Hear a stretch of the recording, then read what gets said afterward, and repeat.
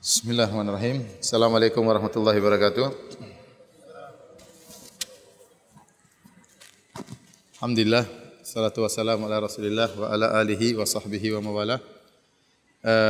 Hadirin hadirat yang dirahmati Allah Subhanahu wa taala, pada kesempatan pertemuan kita yang terakhir ini kita akan bahas tentang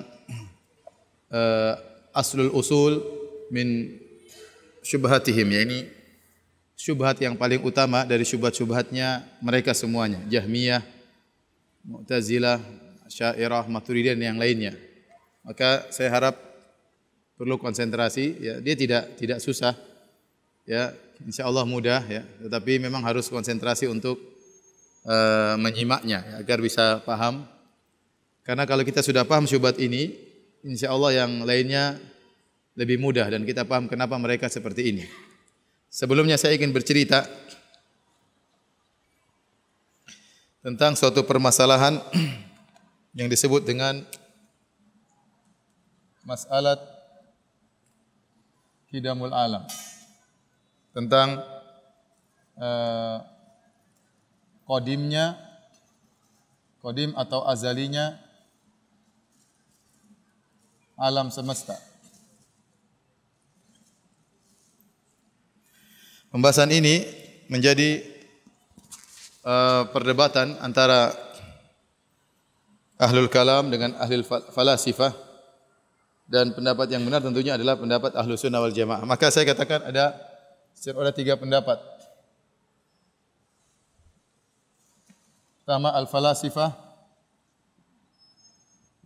dan yang kedua ahlus sunnah jamaah, yang ketiga al-mutakallimun. Al-mutakallimun maksudnya ahlul kalam, maksudnya Mu'tazilah dan Asy'ariyah, Maturidiyah dan yang lainnya. Al-falasifah menjadi 2, ya, secara umum, meskipun sama aja, ya, atau dikatakan fala sifatul Yunan dan fala sifatul Islam. Jadi maksudnya falasifah yaitu ahli filsafat yang falsafah Yunan seperti Platon, ya, Aflatun dan Aristoteles, ya. Adapun falasifatul Islam contohnya Ibnu Sina, Al-Farabi, Ibnu Sina, ya. Contohnya Ibnu Sina, Al-Farabi wa ghairihum. Baik. Jadi menurut ahlul falasifah, menurut mereka bahwasanya al-alam qadim biqidami ar-rabb. Maksudnya alam semesta adalah azali atau qadim bersamaan dengan qadimnya Allah. Azalinya Allah, azalinya Rabb.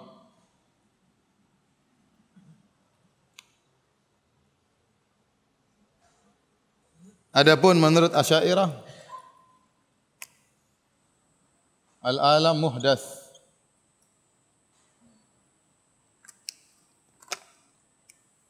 Alam itu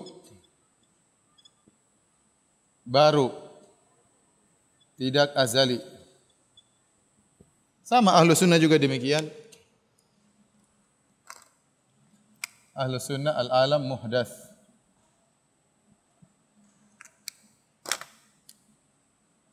Alam itu baru,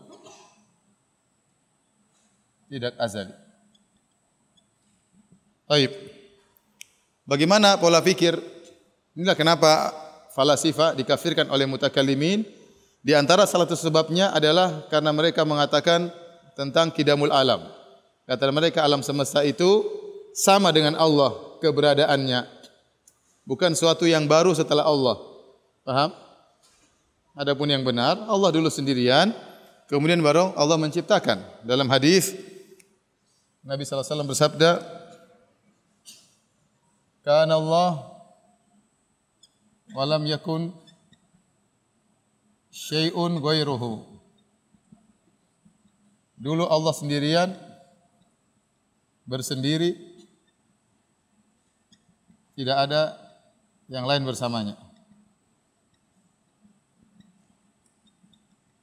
Kemudian baru Allah menciptakan alam semesta. Sekarang bagaimana pola pemikiran mereka? Perhatikan, jangan dicatat, perhatikan dulu, catat belakangan. Semuanya tengok ke saya. Ya. Semua tengok. Ya. Nanti kalau foto baru ini. Bagaimana pemikiran mereka? Mereka falasifah Ibnu Sina. Ya. Ini ada perang antara mutakallimin dengan falasifah. Di antara hal yang menjadikan mutakallimin mengkafirkan orang-orang falasifah, di antara ada 3 permasalahan oleh Ghazali.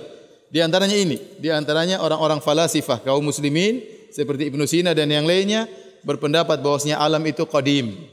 Alam itu adalah qadim. Tahu qadim kan azali? Ya, azali.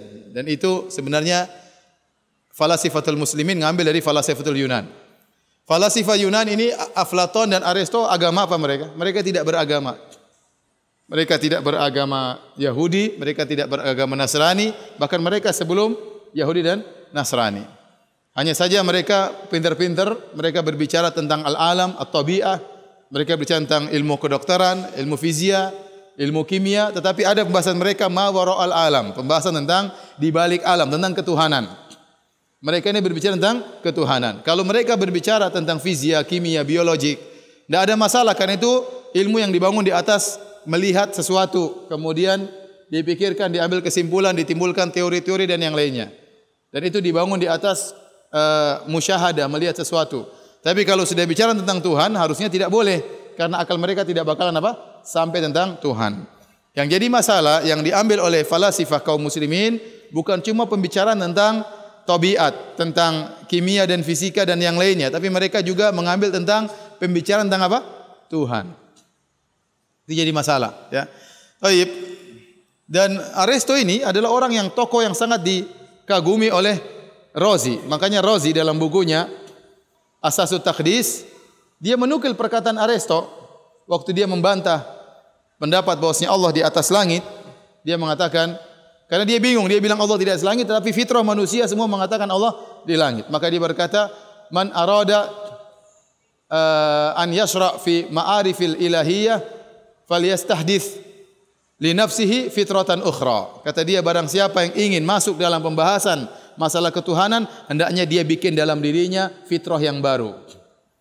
Kenapa? Karena fitrah yang ada ini menurut dia sudah ngaco, yang menganggap Allah di atas itu fitrah yang harus diganti, kata dia. Dia nukil perkataan siapa? Aristoteles. Jadi mereka ini falasifatul Yunan, mereka ini orang-orang dikagumi oleh ahli mutakallimin sebenarnya. Tapi dalam masalah qidamul alam mereka berperang. Ya, mereka tidak cocok. Karena mereka tahu barang siapa mengatakan alam semesta muncul bersama Allah bersamaan, kafir. Makanya Ibnu Sina dikafirkan oleh sebagian ulama, di antaranya gara-gara permasalahan ini. Ya. Belum ada permasalahan nanti, kalau ada sampainya kita akan sebut. Tapi di antaranya masalah qidamul alam. Baik, bagaimana logikanya? Logika mereka. Ini syubhat ya. Sekarang kita bicara syubhat. Tenang ya, ini semua mukadimah syubhat. Syubhatnya belum ya. Itu harus paham dulu. Jadi bagaimana logika mereka? Kata mereka, Allah adalah illah atau sebab. Alam adalah ma'lul, akibat.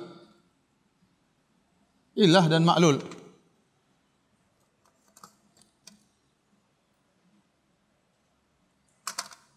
Ini karena Allah adalah illah yang sempurna, illah sebab ya, yang sempurna, maka maklulnya tidak terlambat dari illahnya. Seperti contoh, seperti benda dan bayangannya.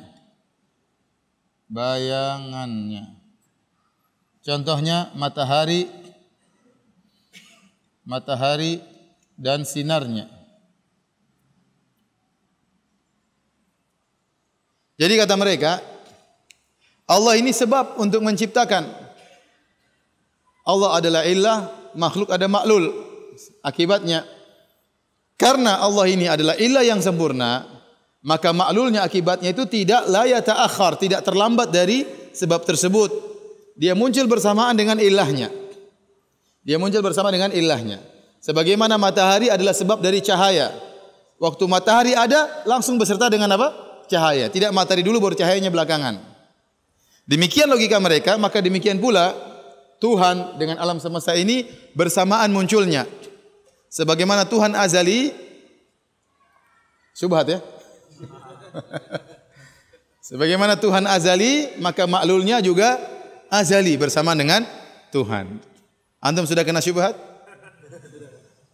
Paham tak? Paham syubhatnya? Itulah pendapat mereka. Gara-gara pakai akal, mereka pikir, dan ini tujuannya apa? Tujuannya untuk mengakui kesempurnaan Tuhan.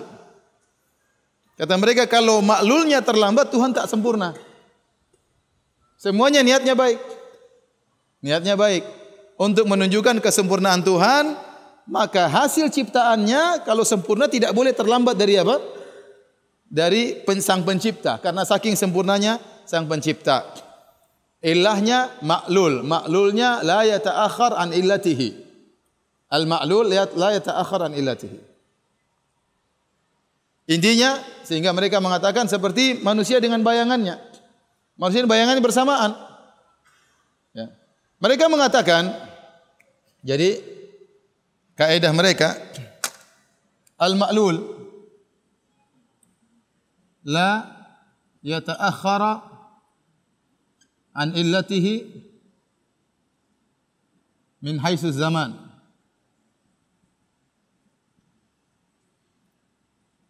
Wa innama yata'akhara anha min haitsu rutbah.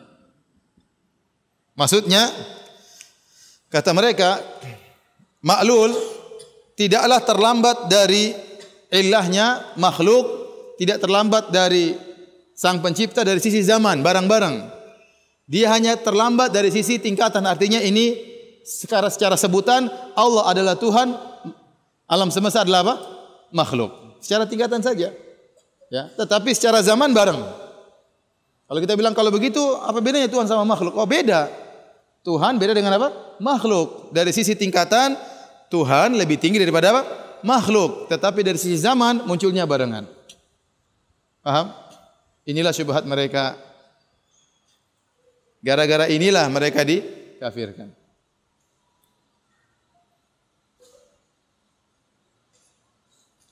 Nah, Asy'ariyah dan Mu'tazilah tujuan mereka adalah membantah orang-orang falasifah.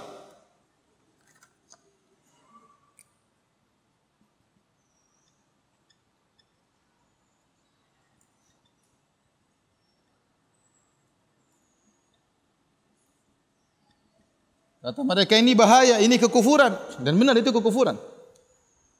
Barang saya mengatakan Allah Qadim bersama Tuhan, ini kekufuran. Apa fungsi Tuhan kalau ternyata makhluk juga Qadim bersama Tuhan? Apa fungsi Tuhan? Oh, mencipta. Oh, pencipta sudah ada barang dia. Perlu apa diciptain? Begitu muncul sudah ada sama Tuhan. Bahkan mereka mengatakan orang falasifah, ya, munculnya alam itu ittirari. Ittirari bukan ikhtiyari. Bukan ikhtiyari. Maksudnya apa? Munculnya alam dari Allah itu suatu perkara yang memang begitu kelaziman, bukan Allah berkehendak menciptakan alam. Karena begitu ada Allah langsung ada alam bersamanya. Sebagian matahari muncul bersama dengan apa? Cahayanya. Ini semakin menguatkan bahwasanya tidak ada fungsi Tuhan tatkala itu. Tuhan mau tak mau muncul alam bersama dia. Karena begitu sempurnanya dia sebagai Tuhan, sehingga maklulnya tidak boleh terlambat daripada ilahnya. Paham? Paham tak?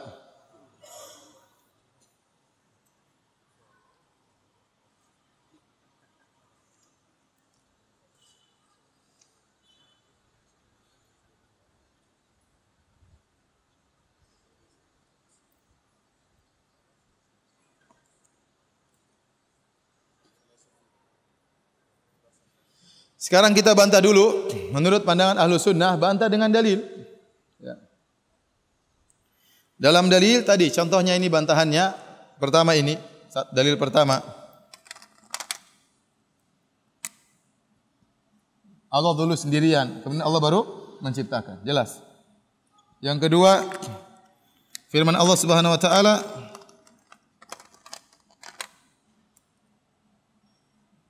"Innama amruhu idza arada syai'an an yaqula lahu kun fayakun."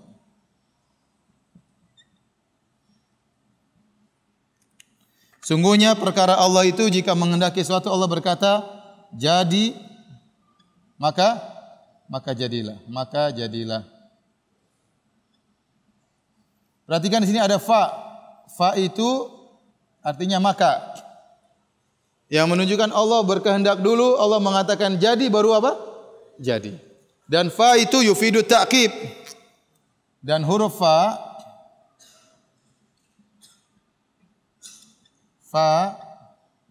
itu untuk memberi at-ta'qib. Artinya belakangan, ya. Belakangan. Paham? Ta'qib dan tartib. Memberikan faedah tartib dan ta'qib. Tartib maksudnya berurutan, ta'qib maksudnya belakangan. Paham? Jadi jelas Allah jika ingin menciptakan sesuatu, innama amruhu idza arada syai'an an yaqula lahu kun fayakun. Paham? Jadi Allah bilang dulu baru kemudian jadi. Ada huruf fa. Jadi ini secara logika mungkin boleh lah pakai logika. Makanya kalau kita bicara tentang Tuhan pakai logika masalah. Ya. Hanya sekedar logika repot. Kita harus pakai apa? Dalil. Dan dalil menunjukkan bahwasanya Allah dulu baru kemudian apa? Makhluknya. Dalil yang ketiga,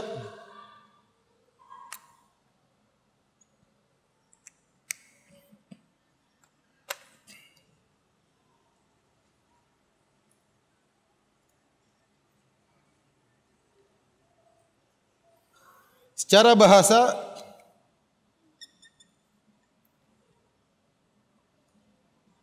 namanya illah harus mendahului maklulnya. Kalau tidak, maka tidak terbezakan atau tidak terbedakan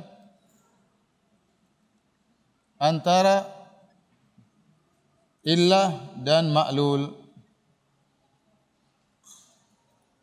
Kalau ternyata sama barengan, maka secara bahasa mana ilahnya, mana maklulnya, mana fiilnya, mana fa'il, mana maf'ul. Paham tak? Harus sebab dulu baru apa? Akibat. Seandainya sebab dan akibat berbarengan, kita enggak tahu mana yang sebab, mana yang akibat. Faham? Kalau berbarengan antara sebab dan akibat, maka tidak bisa dibilang sebab akibat. Karena berbarengan, mana yang sebab, mana yang akibat, enggak ada yang tahu. maka secara bahasa pun salah, secara dalil pun salah. Logika boleh-boleh saja pakai logika. Bahaya. Contoh Ibnu Sina dalam bukunya dia menjelaskan, kata dia Allah itu, ini pakai logika. Allah itu tidak tahu secara detail tentang manusia, tidak tahu secara, dia hanya tahu secara global. Ini bahaya. Ini dibantah oleh para ulama. Jangankan Allah, hewan aja tahu detail tentang sekitarnya. Gimana Allah tidak tahu yang detail tentang manusia? Katanya Allah cuma tahu secara global. Kenapa? Niat dia untuk mensucikan Allah, kata dia. Karena Allah tidak boleh memikirkan sesuatu yang buruk. Pikiran Allah, ilmu Allah itu suci. Tidak boleh Allah mikir si fulan sedang buang hajat, si fulan sedang berzina. Itu enggak boleh dalam pikiran Allah. Dalam ilmu Allah. Kalau gitu Allah hanya tahu secara global. Bayangkan. Niatnya baik untuk mensucikan Allah dari ilmu-ilmu yang buruk yang tidak pantas bagi Allah, tapi kelazimannya berarti Allah tidak tahu secara detail. Dan itu juga sebab kenapa dia dikafirkan. Niatnya baik tak?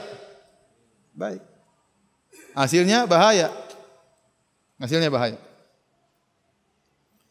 Tapi ini ya, ini bantahan. Sekarang kita akan berbicara tentang orang-orang Asy'ariyah atau mutakallimun.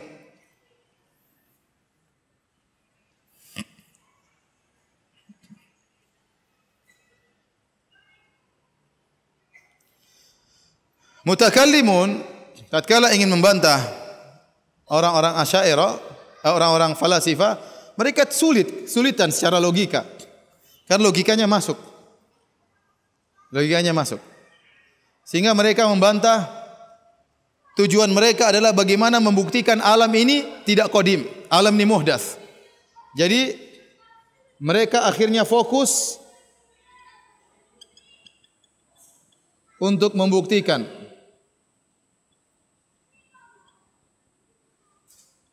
bahwasanya alam ini muhdats, baru dan tidak azali.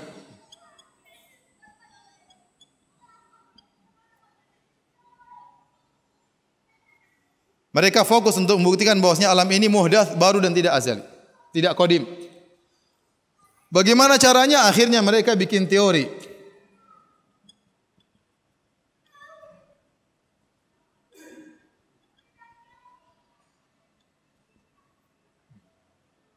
Yaitu malla yakhlu anil hawadits fahuwa hadits.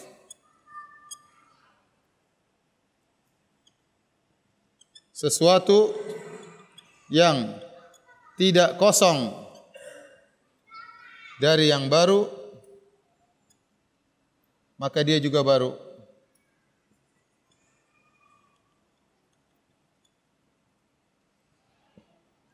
Ini natijah. Nanti kita akan sebutkan bagaimana mereka bisa berlogika seperti ini. Tapi setelah dihapus dulu. Sekarang kita baru masuk syubhat. Ini mukaddimah. Habis ini baru kita masuk apa? Syubhat utama mereka.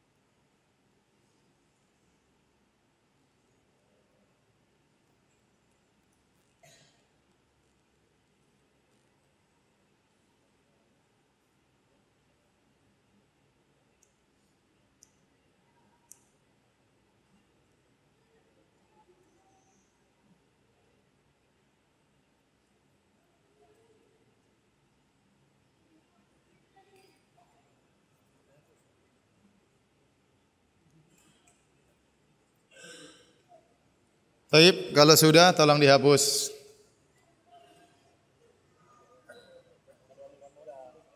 Sudah foto belum? Sudah hapus.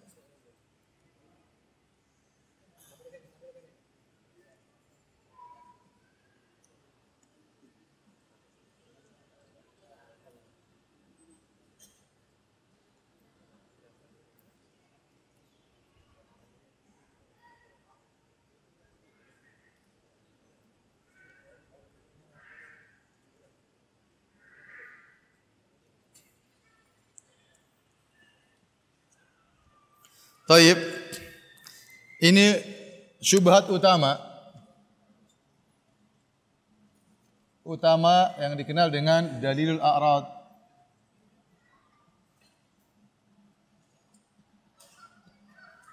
Dalil a'rad, al-a'rad nanti akan kita jelaskan maksudnya apa. Jadi pembahasan pertama, poin-poin tahapan syubhat ini. Ini kata mereka dalil ya. Ini bukan syubhat, kata mereka apa? Dalil. Ini dalil paling intinya mereka. Pertama, kata mereka, tidak bisa menetapkan adanya Tuhan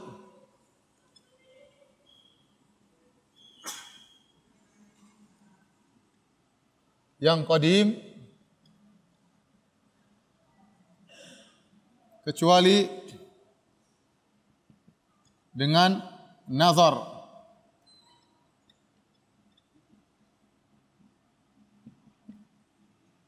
Nazar, pengamatan.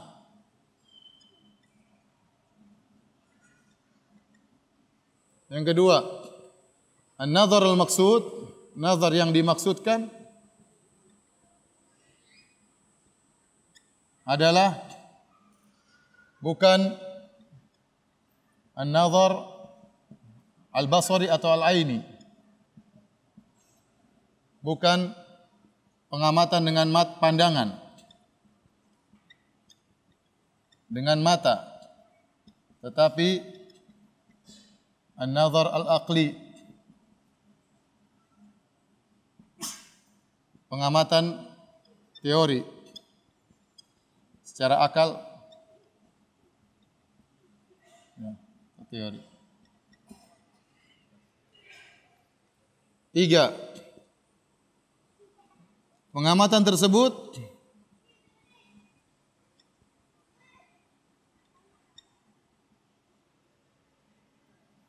itulah yang disebut dengan dalil a'rad. Apa maksudnya?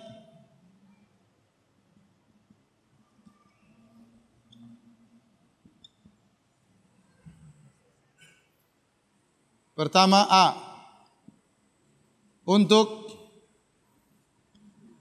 meyakini Tuhan itu qadim,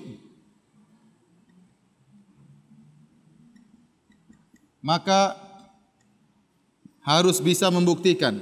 Jangan harus ya, salah nanti. Maka wajib membuktikan, mesti, jangan wajib. Mesti benar kan wajib? Sama. Mesti membuktikan bahwa alam itu muhdats. Karena Tuhan qadim, alam harus apa? Muhdats. Apa buktinya Tuhan itu qadim? Buktinya alam itu muhdats. Apa bukti alam itu muhdats? B. Apa bukti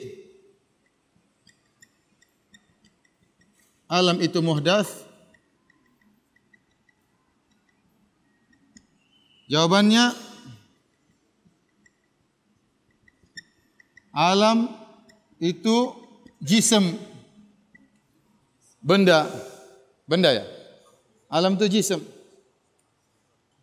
Alam itu jism. Maka apa bukti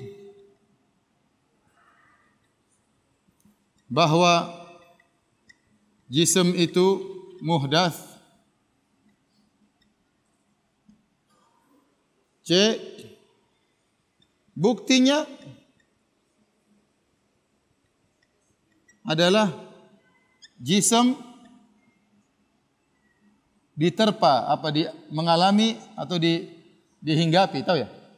Dihinggapi, diterpa, didatangi apa? Ya? Diterpa tak ngerti? Diterpa. Tak ngerti bahasa Melayu diterpa. Dia apa? Buktinya adalah jism didatangi. Ditempati atau didatangi. Didatangi oleh a'rad. Al-a'rad. A'rad itu sifat. Yaitu sifat-sifat.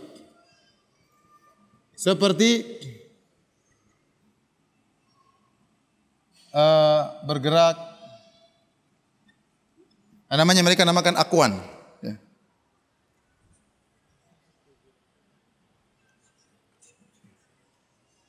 Mereka namakan apa? Seperti al-harakah, as-sukun, al-ijtima', al-iftiraq. Yang disebut dengan al-aqwan al-arba'ah.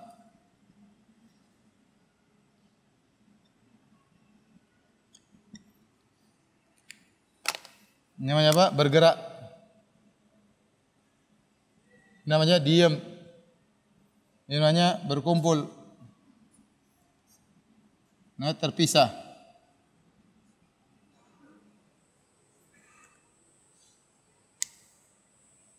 Adanya perubahan. Ya.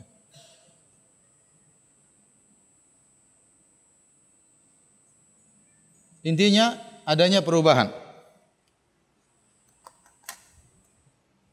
Jadi kata mereka, apa buktinya jisim itu suatu yang muhdats? Jisim itu mengalami perubahan. Adanya diam, bergerak, terpisah, berkumpul, panas, dingin, ini semuanya namanya a'rad. Namanya perubahan. Ini bukti bahwasanya jisim itu apa? Muhdats. Paham? Kita tahapan berikutnya. 3, 4.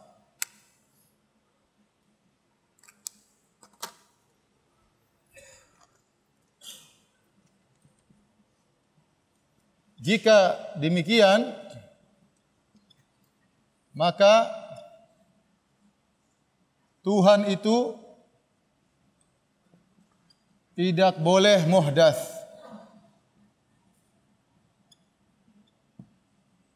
Maka tidak boleh jism. Karena jism itu alam. Jisim itu muhdats. Karena tidak boleh jisim, maka tidak boleh ada a'radnya. Sifat-sifatnya.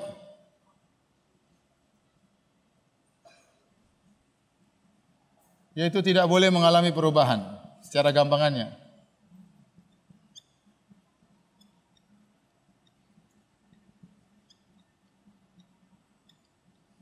Karena mala yakhlu anil hawadith fahuwa hadith.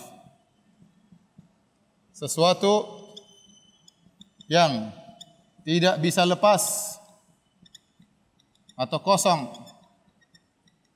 dari sesuatu yang baru,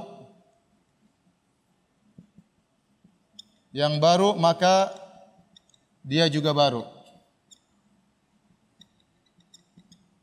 Sekarang paham sampai sini? Ini namanya dalil a'rad, ini dalil yang paling utama. Nanti akan saya jelaskan. Sampai sini masih paham? Belum hang? Ya, sikit-sikit. Sikit-sikit suku-suku. Tapi ulangi. Jadi mereka tadi niatnya untuk bantah siapa? Falasifah. Ini rangkaian apa? Kenapa sampai syubhat begini? Falasifah mengatakan alam itu apa? Qadim. Kalau alam qadim bersama Tuhan, ya sudah, apa fungsi Tuhan? Harusnya Tuhan qadim, alam itu muhdats. Supaya ada Tuhan, maka tidak bisa menetapkan adanya Tuhan yang qadim kecuali dengan nazar, pengamatan, bukti. Pengamatan tersebut bukanlah mandang dengan mata tetapi dengan akli, dengan teori di otak. Apa maksudnya? Pengamatan tersebut namanya dalil a'rad. Dalil a'rad ini maksudnya sifat. Maksudnya untuk meyakini Tuhan itu qadim maka mesti membuktikan bahwa alam itu muhdats. Supaya ada muhdats ada yang apa? Qadim, mukhalafatul lil hawadits. Paham? Apa bukti alam itu muhdats? Jawabannya alam itu jisim, benda. Jisim kita lihat, rumah apa, manusia, ya kucing, hewan semuanya, ya. Perempuan, cewek, ya, dan yang lainnya. Itu muhdats semua. Maka apa bukti bahwa jisim itu muhdats? Buktinya jisim itu didatangi oleh a'rad, ditempati oleh apa? A'rad. A'rad itu perubahan. A'rad itu apa? Sifat-sifat seperti al-aqwan al-arba'ah, bergerak, diam, berkumpul, terpisah. Ini menunjukkan ada perubahan. Intinya adanya apa? Perubahan. Kalau begitu, sifat utama daripada muhdats adalah jisim dan a'rad. Sifat utama daripada, kasih kesimpulan sini ya. Sifat utama dari apa? Dari makhluk yang muhdats adalah apa? Jisim dan apa? A'rad. Jisim dan a'rad. Baik. Jika demikian, maka Tuhan itu tidak boleh muhdats.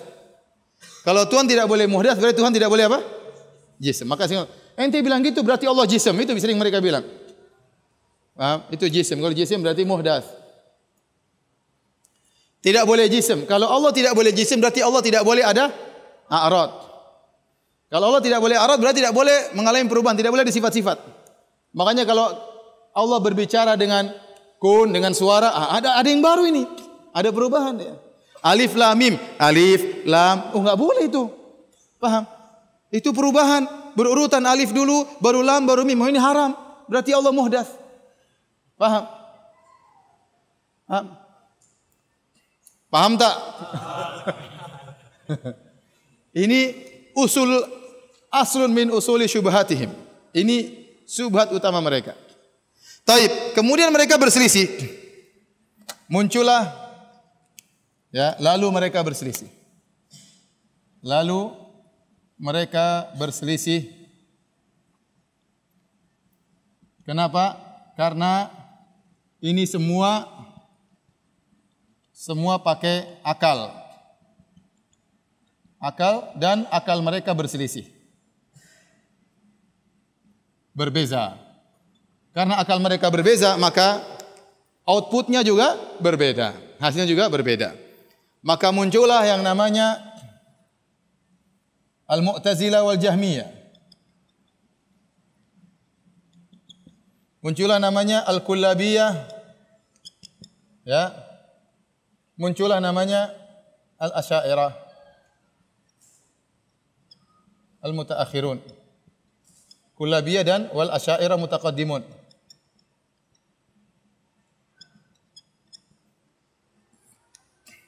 Semuanya sepakat tidak boleh ada a'rad. Ulangi. Semuanya kelompok ini sepakat Allah tidak boleh ada a'rad. Karena sesuatu yang ada a'radnya berarti jisim. Paham tak? Ya, sampai sini paham ya? Semua kelompok ini sepakat Allah tidak boleh disinggahi oleh a'rad, sifat. Karena kalau ada sifatnya berarti dia apa?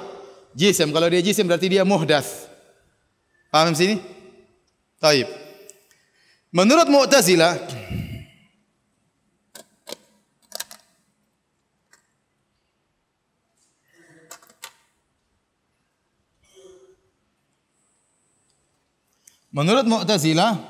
semua sifat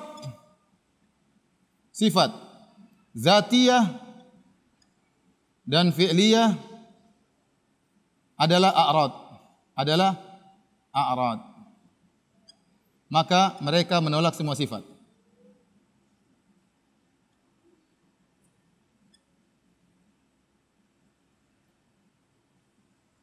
Mereka menolak apa semua? Sifat. Selesai.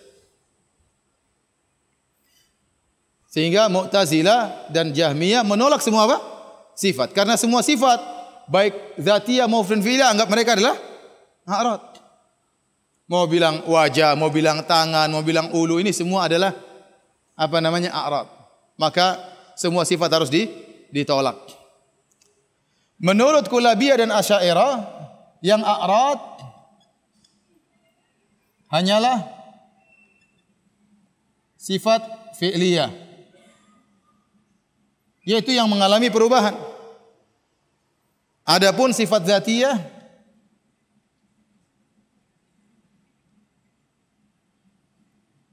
bukan a'rad, maka boleh ditetapkan.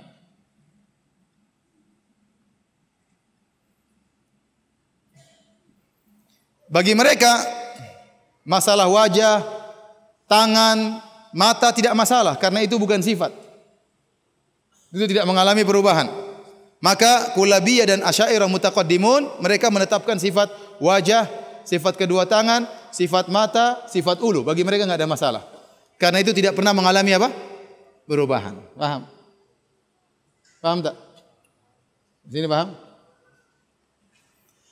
Asy'ariyah mutaakhirun mirip-mirip dengan ini sebenarnya. Mirip-mirip. Tidak semua sifat dzatiyah mereka terima. Mereka hanya terima sifat dzatiyah yang tidak langsung menuju kepada jism. Menurut mereka mata itu jism, tangan jism, ya. Kemudian wajah jism, maka mereka tolak. Mereka hanya menetapkan 7 sifat yang itu tidak mengalami perubahan. Sudah kita jelaskan tadi, hanya mengalami 7 apa? 7 sifat.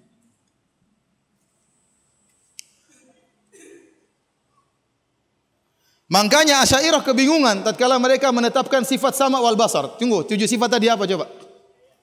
Hayat, apa?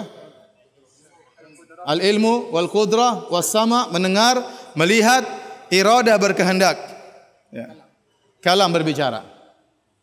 Ternyata ini mirip dengan Ahlus Sunnah. Ahlus Sunnah juga menetapkan 7 sifat ini, tetapi ternyata hakikatnya berbeda. Kalam antara Ahlus Sunnah dengan kalam menurut Asy'ariyah berbeda. Kalam Ahlus Sunnah gampang. Allah berbicara dengan suara dan bahasa. Ada perubahan ada. Memang kenapa dilarang kalau Allah fa'alul lima yurid. Dia melakukan apa yang dia kehendaki. Kalau ternyata tidak ada perubahan, dia bukan fa'al. Paham? Tetapi sifat kalam itu sejak qadim bersama Allah, bukan suatu yang baru. Allah tidak ada sifat baru bagi Allah, tidak ada. Sifatnya semua qadim, tetapi pelaksanaan sifat tersebut muhdas. Suatu yang baru dan ada masalah.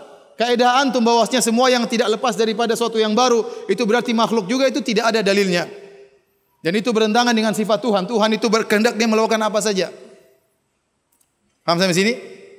Jadi menurut Ahlus Sunnah Allah berbicara dengan suara dan bahasa, didengar oleh Nabi Musa, didengar oleh Nabi Muhammad SAW. Wa ma tilka biyaminika ya Musa, apa di tangan kanan? Nabi Musa menjawab, itu yang bicara Allah. Innani anallah, aku adalah Tuhan. Itu bukan Jibril yang bicara, itu bukan pohon yang bicara Allah Subhanahu wa taala. Nabi Jibril tidak berani mengatakan saya Tuhan, enggak boleh. Malaikat tidak berani mengatakan saya Tuhan, itu yang bicara Allah. Ya. Imam Bukhari mengatakan dalam Khalqu Af'alil Ibad bahwasanya suara Allah berbeda dengan suara makhluk. Dalilnya di tatkala hari kiamat kala Allah berbicara, yasma'uhu man ba'ud kama yasma'uhu man qarub. Orang yang jauh maupun dekat dengarnya sama. Imam Bukhari sebutkan, inilah akidah Ahlus Sunnah, bahwasanya suara Allah berbeda dengan suara makhluk. Imam Bukhari sebutkan dalam kitabnya Khalqu Af'alil Ibad. Buktinya kalau Allah berbicara malaikat pingsan, sementara suara malaikat di antara mereka tidak pingsan, kata Imam Bukhari. Kalamnya Asy'ariyah tidak, harus jamid, tidak boleh berubah. Namanya kalamun nafsi, bahasa jiwa. Yang sejak qadim bahasa jiwa itu enggak pernah berubah. Tidak pernah berubah. Kalau diterjemahkan pakai bahasa Arab jadi Al-Qur'an, diterjemahkan bahasa Ibrani jadi Taurat, diterjemahkan dengan bahasa Syriani jadi Injil. Adapun kalam nafsi itu tidak pernah berubah. Karena kalau ada berubah-ubah itu makhluk, kata mereka. Paham? Ini mereka repot sendiri. Paham? Contoh mereka bingung tentang masalah kalam. Akhirnya mereka begitu. Mau tidak mau mereka konsekuensi sehingga mereka bilang harus tidak boleh Allah berbicara dengan suara dan huruf. Karena suara dan huruf ada perubahan, itu a'rad. Yang bilang Allah ada suara huruf kafir bisa jadi. Kenapa? Karena mengatakan Allah ada a'rad. Makhluk berarti muhdas. Mereka terjebak dengan syubhat ini. Syubhat dalil a'rad. Yang syubhat ini enggak ada dalilnya. Semuanya logika. Paham? Mereka menetapkan sama wal basar. Allah melihat, Allah mendengar. Ini repot lagi sekarang. Allah melihat. Bukankah Allah melihat kita? Saya ngomong-ngomong begini, Allah lihat enggak? Berarti ada perubahan dalam penglihatan Allah tak? Ada tidak? Repot. Akhirnya mereka mengatakan, enggak, melihat Allah bukan begitu. Tapi Allah sudah mengetahui bahwasanya Firanda akan begini-begini. Dari zaman qadim, repot. Susah. Akhirnya mereka mengatakan, sebagian mereka dengan akhirnya terpaksa mengatakan sama wal basar, mendengar dan melihat itu sama dengan ilmu yang qadim. Akhirnya muncullah di antara mereka yang mengatakan Allah itu mendengar warna. Allah mendengar bau dan mencium warna ya. Mereka mengatakan demikian. Karena menurut mereka sama wal basar itu sama dengan ilmu. Karena sebagaimana kalau kita pahami melihat sesuatu mubsarat, sesuatu yang dilihat ini kan berubah-ubah. Kita mendengar, ada perubahan enggak dalam pendengaran kita? Ada, mendengar ini begini. Nah, Allah juga Maha mendengar. Nah, kata mereka enggak boleh mendengar kita ngomong ini, enggak boleh. Karena kalau Allah mendengar kita ngomong-ngomong begini, berarti ada perubahan dalam pendengaran Allah dan itu tidak boleh. Mereka bingung sendiri. Jadi akidah Asy'ariyah itu membingungkan. Paham? Coba tanya sama orang awam, apa maksudnya Allah Maha mendengar? Ya Allah melihat kita lah, apa susahnya? Saya goyang-goyang, Allah lihat enggak? Berarti ada perubahan tak ini? Padahal tidak boleh Allah berkaitan dengan apa? Perubahan. Membingungkan atau tidak? Ya udah kira-kira begitulah. Ya. Paham? Baik. Kalau antum sudah, saya mau lanjutkan lagi. Dicatat. Sekarang silakan dicatat.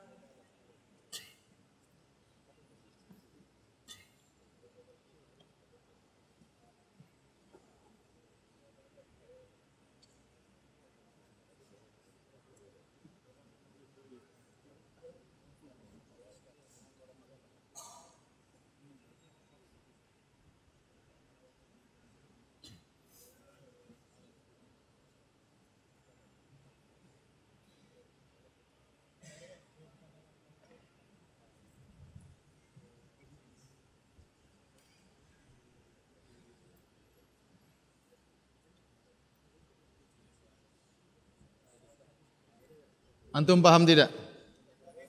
Hah? Saya ragu. Paham insyaallah ya? Ini dalil paling berat mereka. Habis ini yang lainnya gampang insyaallah. Kalau antum tidak paham ini, antum paham kenapa mereka menolak itu kenapa? Intinya karena ini. Hah? Sudah hapus? Sudah semua? Kalau sudah dihapus. Sudah semua? Tunggu masih ada yang foto. Sebentar. Oke, sudah silakan.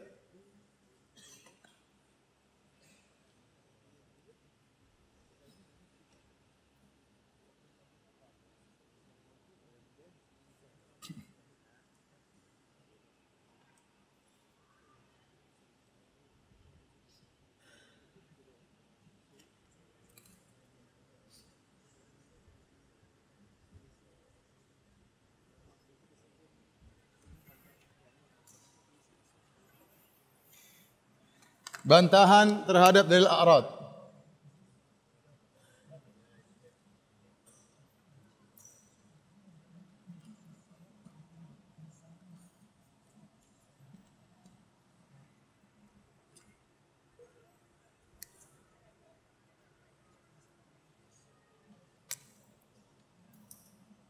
Banyak sisi ya. Yang pertama, dalil ini tidak bisa membuktikan bahwa Allah mencipta.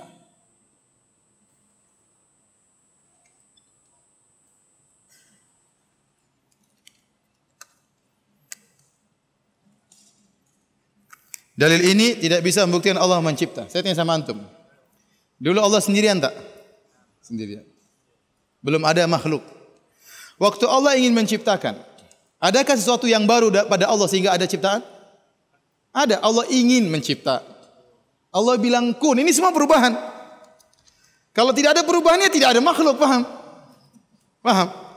Bagaimana makhluk muncul tanpa ada perubahan dalam Allah Subhanahu wa taala? Kalau antum bilang segala sesuatu yang berubah tidak boleh pada hak Allah, Allah tidak bisa mencipta. Tidak ada perubahan kehendak. Ya. Tidak ada perubahan bilang jadi maka jadilah. Tidak ada fi'il perbuatan yang baru. Maka kalau kita berpegang dengan a'rad, maka Allah tidak bisa mencipta. Makanya mereka kata Syekh Islam Taimiyah tentang Asy'ariyah, la lil falasifah kasaru wala lil Islam nasaru. Mereka tidak bisa membantah ahli falasifah dan mereka tidak bisa menolong Islam. Justru dalil ini malah menggugurkan Islam. Kalau begini caranya, tidak boleh ada perubahan, tagoyur, perubahan dalam zat Allah. Bagaimana Allah mencipta? Paham? Semuanya harus kodim, tidak ada jamid, statis, tidak dinamis. Tidak ada perubahan. Semua yang dinamis itu adalah muhdats, makhluk. Antum paham tak maksud saya? Bukankah kalau Allah ingin mencipta berarti ada perubahan iradah, ya? Ada pingin mencipta, ingin mencipta Kuala Lumpur. Ada keinginan Allah mencipta ini, mencipta ini, mencipta ini. Nah, kalau tidak ada perubahan dalam zat Allah, maka tidak ada perubahan sama sekali, tidak ada penciptaan kalau begitu. Ini dalil yang paling kuat membantah mereka. Kalau begini caranya, maka tidak ada penciptaan. Paham tak? Tulis sendirilah bagaimana. Masa saya yang tulis terus? Hah? Ya. Diulang. Kenapa?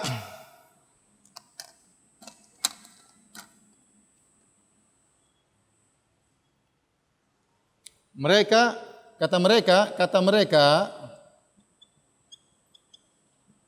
perubahan, tagoyur,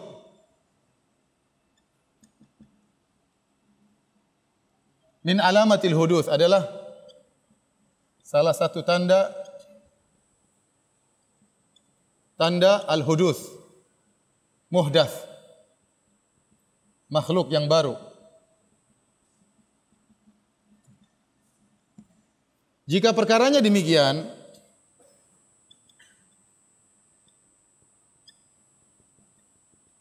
maka dulu Allah sendirian, Allah bersendiri di azali tanpa makhluk.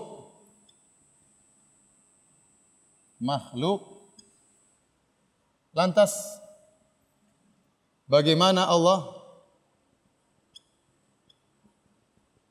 tiba-tiba mau menciptakan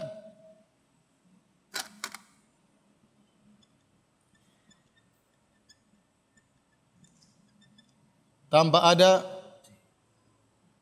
sebab yang baru? Paham? Jadi maksud saya, mereka mengatakan tidak ada boleh yang baru-baru dalam Allah. Semuanya harus kodim. Zatnya kodim, sifatnya kodim, ilmunya kodim, semuanya kodim. Taib, dulu Allah sendirian. Tidak ada makhluk. Tiba-tiba Allah mau mencipta. Kenapa? Berarti ada sesuatu yang baru enggak? Paling tidak ada iradah baru, keinginan baru. Paling tidak ada suatu sebab yang baru Allah ciptakan. Proses penciptaan pun ada yang baru. Kun fayakun. Jadi maka jadilah. Semuanya ada proses yang baru. Baru muncul apa? Makhluk. Kalau sama sekali tidak ada boleh yang baru pada Allah, tidak ada makhluk. Kalau mereka bilang bisa, kita bilang tarjih bi ghairi murajjih. Ini pentarjihan tanpa ada dalil. Paham tak? Benar paham. Jadi kita bilang dalil Anda ini, dalil a'rad justru membatalkan Allah jadi pencipta. Itu maksud saya.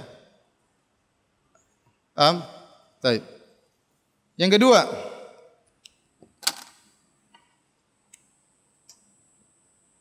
ini adalah dalil utama mereka untuk mengenal Islam. Dan mereka khilaf. Apa awal wajibin alal mukallaf? Baca buku dalam buku-buku Asy'ariyah. Awal wajibin alal mukallaf. Apa yang pertama wajib diketahui oleh orang yang mau masuk Islam.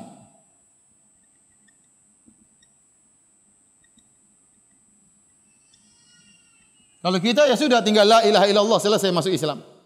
Mereka ente kalau masuk Islam harus tahu Tuhan. Nah, kalau mau tahu Tuhan harus caranya seperti ini. Jism, a'rad. Coba. Sehingga mereka ada khilaf. Ada beberapa pendapat. Ada yang mengatakan al-wajibin ala mukallaf an-nazar. Ada yang mengatakan khilaf di antara mereka. Khilaf di antara Asy'ariyah. Apa yang pertama kali wajib? Ada yang mengatakan an-nazar, pengamatan. Ada yang mengatakan al-juzu' minan nazar. Ada yang mengatakan al-qasdu ila nazar. Ada yang mengatakan asyak terlebih dahulu, keraguan. Ada berapa pendapat? 7 pendapat kalau tidak salah. Pertama harus diketahui oleh seorang masuk Islam apa? Ngamati. Maksudnya nazar dengan dalil apa? A'rad. Ada yang mengatakan enggak, sebagian dulu yang wajib sebelum semuanya. Ada yang mengatakan hendak nazar dulu. Ada yang mengatakan ragu dulu baru enggak boleh ente beriman taklid, enggak boleh. Nah, kalau caranya begini orang masuk Islam. Siapa yang masuk Islam? Beneran. Saya nukilkan ya. Perkataan ini di antara penting perkataan dari Al-Hafidz Ibnu Hajar.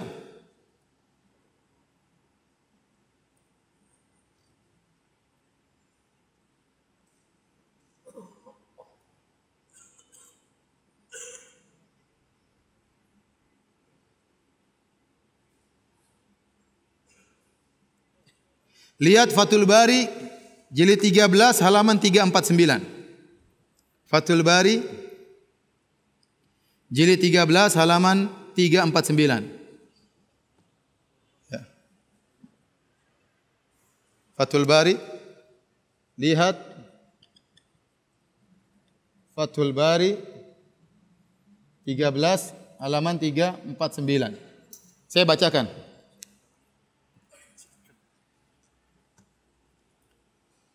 Qala al-Hafidz Ibnu Hajar rahimahullahu taala. Wa qala al-Ghazali. Ghazali aja bantahin. Asrafat ta'ifatun fakaffaru awamal muslimin. Sebagian kelompok berlebih-lebihan sampai mereka mengkafirkan orang-orang awam muslimin. Wa za'amu anna man lam ya'rifil aqaidil syar'iyyah bil adillah allati harraruha fa huwa kafir. Mereka menyangka barang siapa yang tidak mengenal akidah syar'iyyah dengan dalil yang mereka buat ini, maka telah kafir. Fadayyaku rahmatullahil wasi'ah. Maka mereka telah memperkecil rahmat Allah yang begitu luas. Wa ja'alul jannata mukhtassatan bi syirzimatin yasiratin minal mutakallimin. Sehingga mereka menjadikan surga itu hanya milik orang-orang khusus dari ahli al-kalam yang paham tentang ini.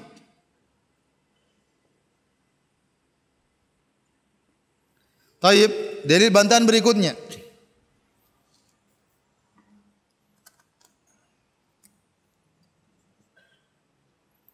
Ini dalil apakah diketahui oleh Nabi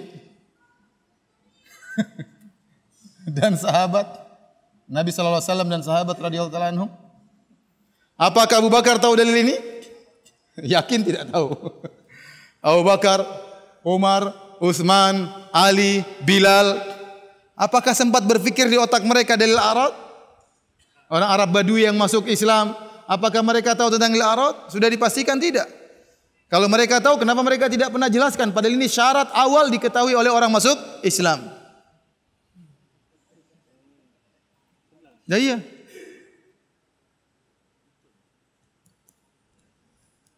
Karena kalau tidak dengan cara ini Anda tidak mengenal Tuhan.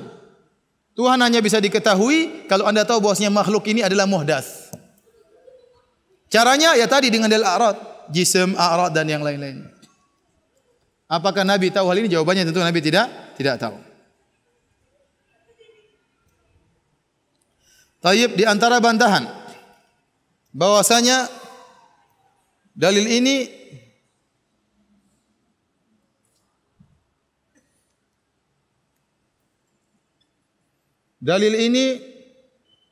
adalah warisan Mu'tazilah kepada Asy'ariyah. Lihat Fathul Bari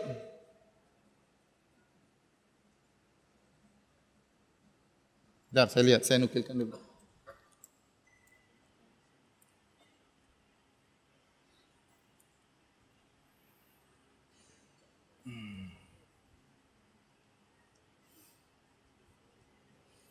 Fathul Bari halaman 170 sampai 71.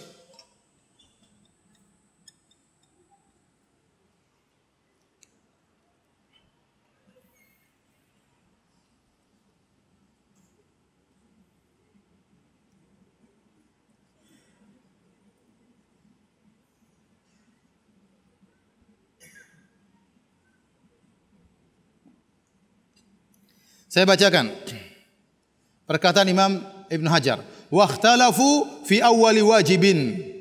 Mereka khilaf. Antum nanti kalau cari di Syamilah kalimat wakhtalafu fi awwali wajibin, ya. Kuncinya wakhtalafu, saya khawatir berbeda cetakan. Fi awwali wajibin dan seterusnya. Dan mereka berselisih tentang apa yang pertama kali wajib. Faqila al-ma'rifah, faqila an-nazar. Ada yang mengatakan nazar, ada yang mengatakan ma'rifah.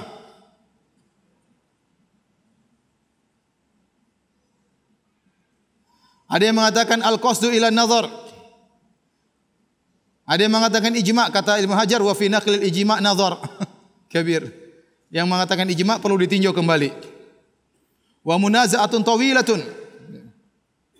Dan ini ada pertentangan yang panjang. Hatta naqala jama'atun al-ijma' fi naqidhihi. Bahkan sebagian ulama mengatakan, ya, justru ijma' tidak perlu pakai ini. Untuk pertama yang wajib. Ini maksudnya ingin sampaikan pada antum. Ibnu Hajar dalam hal ini dia menyelisih apa?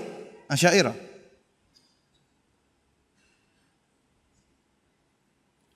Wastadallu bi itbaqi ahli al-'asr al-awwal ala qabul al-Islam mimman dakhala fihi min ghairi tanqib. Dan mereka para ulama mengatakan ijma' masuk Islam tidak perlu ini semua. Dalilnya dengan kesepakatan ahli al-'asr al-awwal, para sahabat dahulu, mereka sepakat untuk menerima Islam mimman dakhala fihi, orang masuk Islam tanpa ada pengecekan-pengecekan seperti ini. Tinggal la ilaha illallah masuk apa? Islam. Tidak ada ini kapan munculnya masuk Islam harus tahu cara seperti ini. Ini batil, ini paham. Ini bahaya kalau cuma saya katakan orang-orang Asy'ariyah tidak konsekuensi. Di antara rahmat Allah kepada mereka, mereka tidak konsekuensi dengan akidah mereka. Benar. Fitrah mereka masih kuat mengalahkan dalil mereka. Saya sering sampaikan contoh saja, mereka menolak Allah di atas. Tapi fitrah mereka, akhirnya mereka berdoa begini. Kalau ada masalah, kita serahkan kepada yang di atas. Ini gimana ini? Jadi fitrah mereka mengalahkan teori logika mereka, paham? Dan ini rahmat Allah bagi mereka. Sehingga seandainya mereka konsekuensi dengan konsisten dengan teori mereka, repot. Betapa banyak orang Asy'ariyah menerima orang masuk Islam tanpa harus pakai begini-begini, paham? Kalau mereka mau masuk Islam harus cara begini, banyak orang tidak bisa masuk Islam. Ada orang Nasrani masuk Islam. Masuk Islam, tahu nazar enggak? Dalil a'ra tahu enggak? Saya jelaskan dulu sini. Masuk Islam begini caranya. Tuhan itu ada, Tuhan itu tidak muhdats. Muhdats itu jism. Jism itu waduh. Maka saya bilang di antara rahmat Allah bagi mereka, mereka tidak konsisten dengan apa? Akidah mereka. Coba siapa yang bisa bayangkan as-sama' wal basar sama dengan ilmu? Mengatakan Allah mengilmui warna, Allah mengilmui bau. Allah tahu tentang warna, Allah tentang bau. Ternyata sama al-basar artinya ilmu. Maka orang mengatakan Allah melihat bau. Karena melihat sama artinya mengilmui tentang apa? Bau. Allah mendengar warna. Coba kira-kira gimana? Apa kata orang kalau ada ustaz bilang gitu? Jadi kita boleh mengatakan Allah melihat bau. Dan boleh kita mengatakan Allah mendengar warna. Kira-kira gimana? Tapi itu konsekuensi dari akidah mereka.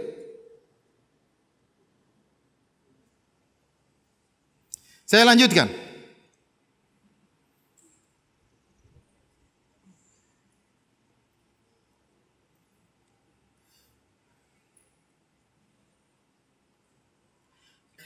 Bi khilafi ma qarraruhu Ibnu Hajar bantah terus. Ini berbeda dengan apa yang mereka takrirkan. Wa ma adzalik faqala Allah Ta'ala fa aqim wajhaka lid-dini hanifa fitratallahi allati fatara an-nasa 'alaiha. Dan firman Allah tentang Allah menjadikan manusia atas fitrah. Wa hadits kullu maulidin yuladu 'alal fitrah. Setiap orang dilahirkan atas fitrah. Zahirun anna fi daf'i hadhil mas'alah min asliha. Membantah permasalahan dari akarnya, kata Ibnu Hajar. Wa sayati mazidu bayani hadza fi kitab tauhid. Akan datang dia ulangi lagi di bab 3 jilid 13 tentang masalah ini. Antum bisa nukil lihat jilid 13 halaman 349 itu daerah situ dia berbicara.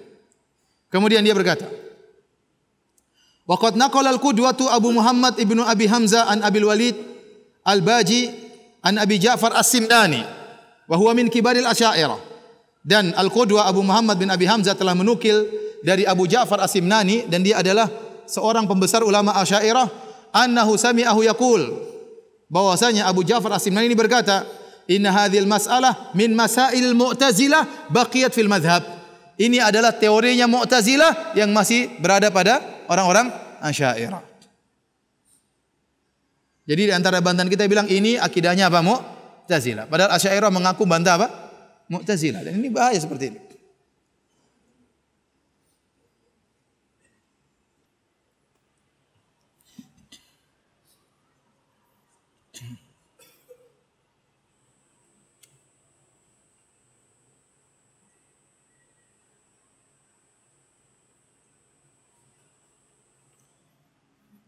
Kemudian yang kelima, ya, untuk meyakini adanya Tuhan masih banyak cara yang syar'i.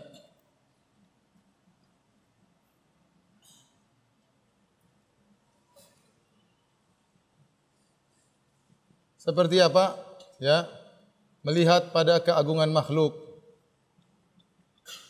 agungnya makhluk,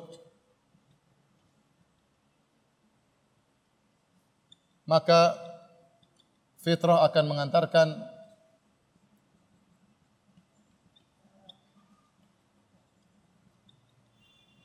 adanya Khalik. Lihat agungnya makhluk, bumi, ada yang mengatur, pasti ini semua teratur dengan rapi, pasti ada yang apa? Mengaturnya, selesai urusan. Ini mobil bisa terjadi sendiri enggak mungkin, pasti ada yang apa? Yang bikin. Semua alam ini berjadi, matahari tidak pernah tabrakan dengan rembulan. Semuanya dari mana? Pasti ada yang mengatur. Makanya disebutkan waktu Al-Imam Abu Hanifah berdebat dengan orang-orang yang menolak adanya Tuhan.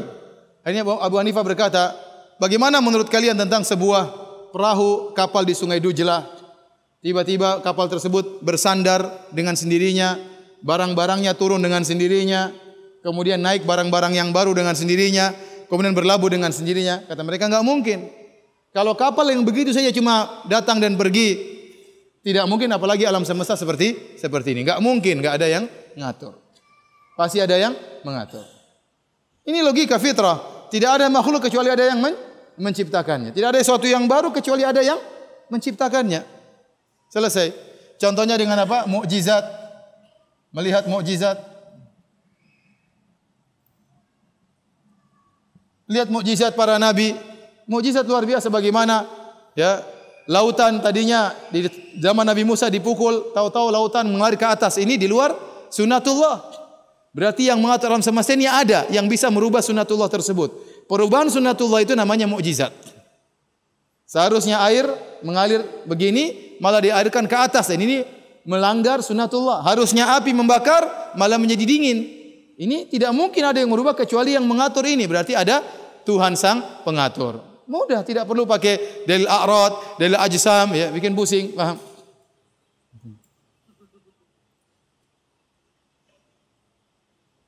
Taib. Yang keenam, Kalau dalil a'rad ini benar, dalil jism dan a'rad ini penting, maka akan digunakan oleh Nabi. Maka akan digunakan oleh Nabi, oleh para Nabi, para anbiya alaihissalam untuk menjelaskan kepada umatnya.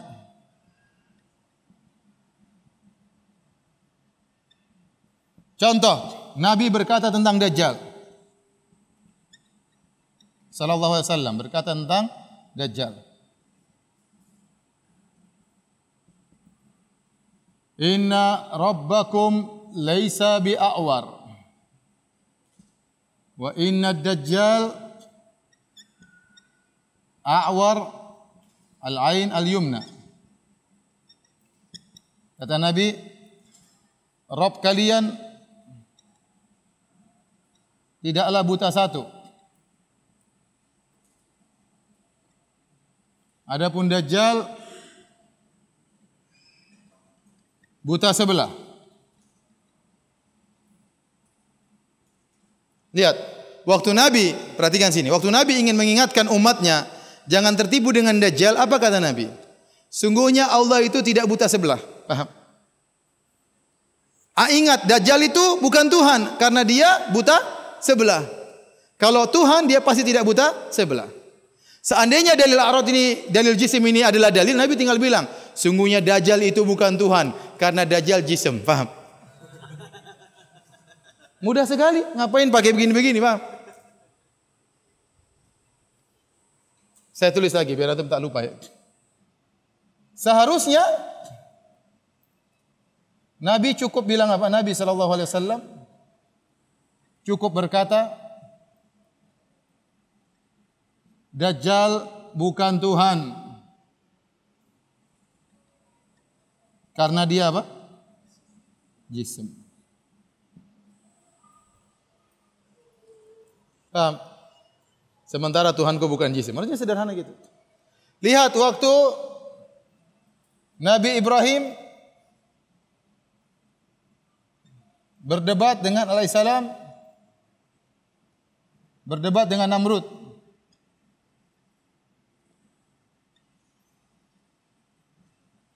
Kata Nabi Ibrahim, kalau kau bisa datangkan matahari dari barat. Fabuhita alladzi kafar. Harusnya Nabi Ibrahim berkata, jangan harusnya, salah lagi. Mestinya, sepatutnya, sejatinya kalau bahasa Indonesia.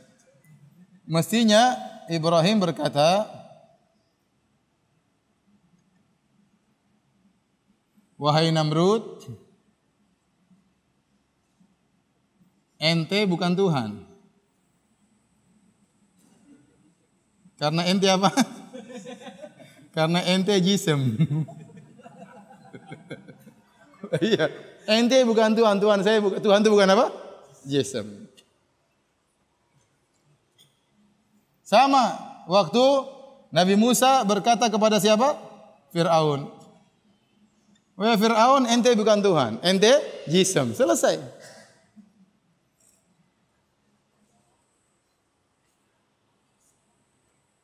Sudah ya, sudah habis waktu ya. Sudahlah. Demikian saja, ikhwan dan akhwat, ini bantahan dari al-a'rad. Insyaallah kita lanjutkan pada kesempatan lain, masih banyak ya. Ada 4 usul syubhat mereka, ini baru syubhat yang pertama. Belum 3, belum nanti kita masuk dalam sifat-sifat yang lainnya dan secara detail. Insyaallah di lain waktu, mudah-mudahan tahun depan kita bisa ke sini lagi ya. Demikian, tak ada pertanyaan ya.